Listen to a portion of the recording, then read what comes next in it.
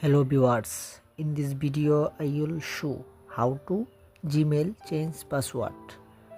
Okay, first open your Gmail apps. Click on Gmail profile. Tap on Manager your Google account. Tap on Security option. Now scroll down, click on Password.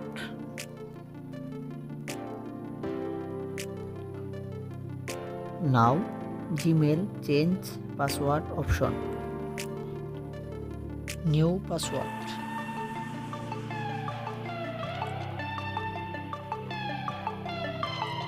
Confirm new password.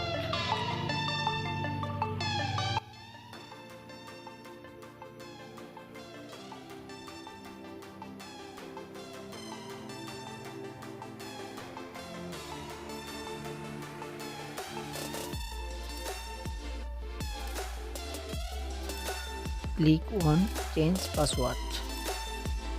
Successful Gmail change password.